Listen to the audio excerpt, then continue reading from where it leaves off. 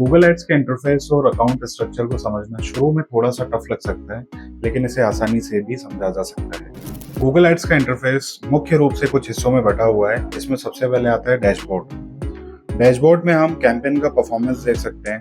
ये देख सकते हैं कि पर्टिकुलर कैंपेन पे कितने क्लिक्स आए, कितने इंप्रेशंस आए, उसका कॉस्ट पर क्लिक कितना गया है और टोटल कॉस्ट एक्सपेंडिचर्स क्या है। सेकंड होता है मेन्यू बार। मेन्यू बार में आप देख सकते हैं कि सबसे पहले आता है कैंपेन्स, कैंपेन्स के नीचे आता है गोल्स, गोल्स के नीचे आते हैं टूल्स, टूल्स के बाद आती है बिलिंग, बिलिंग के बाद आता है एडमिन सेक्शन। तीसरा आप प्लस का बटन देखते हैं तो आप यहाँ पे देखते हैं कि कैंपेन्स आते हैं, कैंपेन्स के अंदर एड ग्रुप्स आते हैं, एड ग्रुप्स के अंदर कीवर्ड्स आते हैं, कीवर्ड्स के बाद आप कन्वर्जन ट्रैकिंग लगा सकते हैं और उसके बाद आप अपने एसेट्स को ऐड कर सकते हैं। फोर्थ ऑप्शन आता है सेटिंग्स का।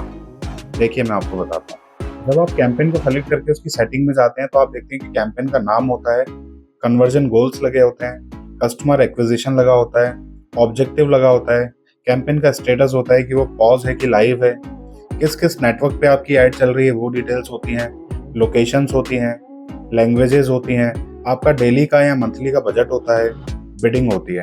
फिफ्थ ऑप्शन आता है रिपोर्टिंग का, जो कि इनसाइट्स एंड रिपोर्ट्स के अंदर आता है। रिपोर्ट्स के अंदर फर्स्ट ऑप्शन आता है इनसाइट्स।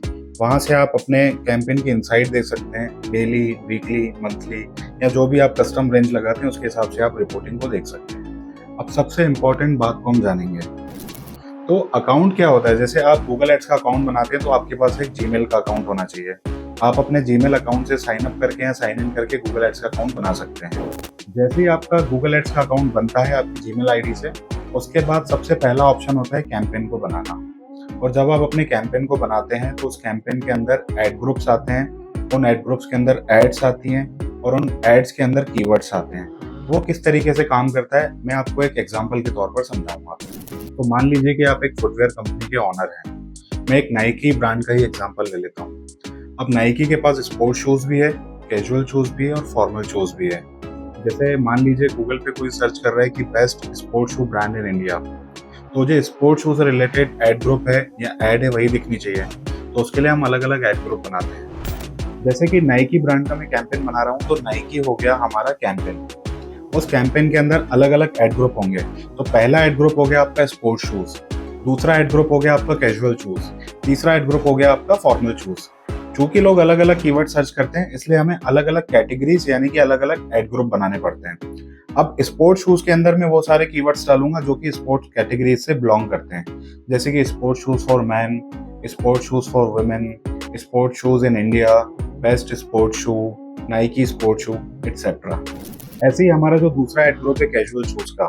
अब कैजुअल शूज के अंदर हमें कैजुअल शूज से रिलेटेड कीवर्ड्स डालने हैं, जैसे कि best casual shoe in India, Nike casual shoes in Bhopal या जो भी रेलेवेंट टर्म्स आपके कैजुअल शूज से रिलेटेड हैं कीवर्ड्स के तरीके से वो हम अपने कैजुअल शू के एड ग्रुप में डालते हैं। हमारा तीसरा एड ग्रुप है फॉर्मल शूज। अब जो भी लोग फॉर्मल शू गूगल पे सर्च कर रहे हैं तो हमें कीवर्ड्स फॉर्मल शू से रिलेटेड डालने हैं, जैसे कि best formal shoe in India, formal shoes companies in India, Nike formal shoes या जो भी चीज़ फॉर्मल शूज से रिलेटेड कीवर्ड हमें वो हम अपने फॉर्मल शूज वाले एड ग्रुप में डालेंगे। इस तरीके से हुआ क्या, ब्रांड हमारी थी नाइकी जिसका नाम हमने डाला नाइकी कैंपेन। नाइकी कैंपेन के अंदर अलग अलग कैटेगरीज थी, sports shoes, casual shoes and formal shoes, इसलिए हमने 3 अलग अलग एड ग्रुप बनाए, पहला स्पोर्ट्स शूज का, दूसरा कैजुअल शूज का और तीसरा फॉर्मल शूज का।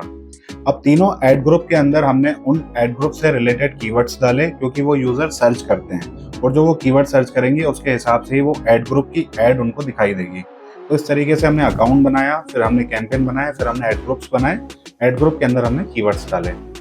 अब जब हमारे एड ग्रुप के अंदर एड्स बनेंगी वो एड जब लाइव होंगी तो वो पर्टिकुलर कीवर्ड के हिसाब से ही किसी पर्सन को दिखाई देंगे। उसके बाद हम लगाएंगे कन्वर्जन ट्रैकिंग। कन्वर्जन ट्रैकिंग का मतलब ये होता है कि अगर जैसे मेरा ऑब्जेक्टिव है गूगल एड के थ्रू कि मुझे कॉल चाहिए या फिर मैं चाहता हूँ कि मेरी वेबसाइट पे लोग आके लीड फॉर्म भरें, तो जो भी कन्वर्जन मेरा है उसके हिसाब से मुझे कन्वर्जन ट्रैकिंग लगानी पड़ेगी कि गूगल ऐड की ऐड के थ्रू कितने लोग मेरे वेबसाइट पे आए हैं या कितने लोगों ने मुझे कॉल किया, उसको मैं मेजर कर सकूं। इसी में जो लास्ट ऑप्शन था एसेट्स। एसेट्स का मतलब कुछ नहीं, जैसे लीड फॉर्म हो गया, कॉल हो गया या जो भी ऑब्जेक्टिव आप गूगल ऐड के थ्रू फुलफिल करना चाहते हैं उन्हीं को हम एसेट्स बोलते हैं। इसी तरह गूगल एड्स का अकाउंट स्ट्रक्चर और इंटरफेस आपको कॉम्प्रिहेंसिव एंड ऑर्गेनाइज तरीका प्रदान करता है अपने एड्स को मैनेज करने के लिए। यदि आप एक स्टूडेंट हैं या फिर बिजनेस ओनर हैं और सीखना चाहते हैं डिजिटल मार्केटिंग, तो हमारी ऑफलाइन क्लासेस भोपाल में चलती हैं, और यदि आप ऑनलाइन सीखना चाहते हैं तो हम गूगल एंड जूम मीट पे ऑनलाइन क्लासेस भी ऑफर करते हैं। और यदि आप एक बिजनेस ओनर हैं और अपने बिजनेस को स्केल कराना चाहते हैं डिजिटल मार्केटिंग के थ्रू, तो नीचे दिए गए नंबर पर संपर्क करें। आई होप आप सभी को ये वीडियो अच्छा लगा होगा।